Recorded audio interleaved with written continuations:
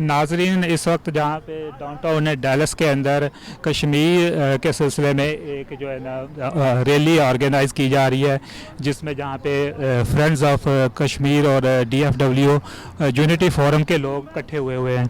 और जहाँ पे हम आपको दिखा रहे हैं जहाँ से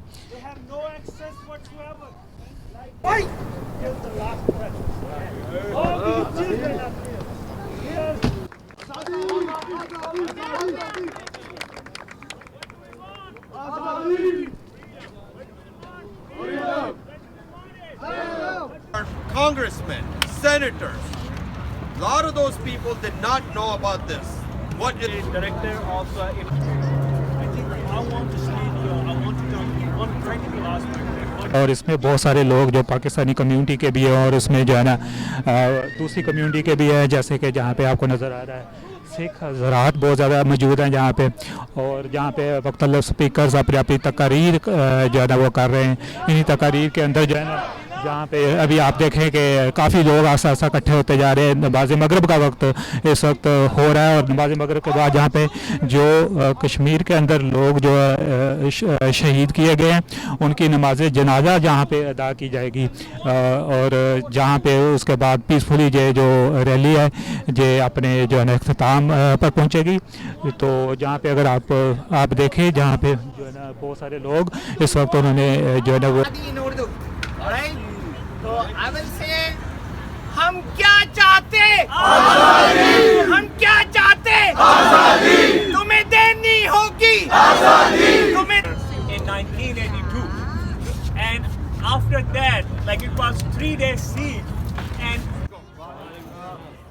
तो साढ़े नाल जरा ना सिर्फ इस वक्त जो प्रोटेस्ट हो रहा DFW कम्यूनिटी ने एक अरेंज किया प्रोटेस्ट कश्मीर के बारे तो उन्हें जैसा कि तुहानू नज़र आ रहा है कि सिर्फ पाकिस्तानी कम्यूनिटी नहीं है, दूसरी मुल्कों की भी कम्यूनिटी बहुत ज़्यादा शामिल है, क्योंकि ये ह्यूमैनिटी का एक इशू है। ये कोई सिर्फ मुसलमानों का इशू नहीं है। जिस तरह सिखों के उत्ते भी बहुत सारे मजालम और दूसरी कम्यूनिटी जो क्रिश्चियन कम्यूनिटी है इंडिया तो ये सारे लोग जो ना एक जैनुअन काज की खातर इतने आए ने तो असी इतने है ने सिख बरादरी तो बहुत सारे लीडर तो उन्होंने असी थोड़ा जिहा उन्होंने को पूछते हैं कि हाँ जी गुड ईवनिंग। असी सिख कम्यूनिटी जो कश्मीर दे विच हो रहा असी उहदा बिल्कुल उहनूं कंडम करते हैं कि हर इंसान नूं जैसे इन्होंने कहा कि ह्यूमैनिटी लई हर धर्म नूं हर इंसान नूं खड़ा होना चाहिए।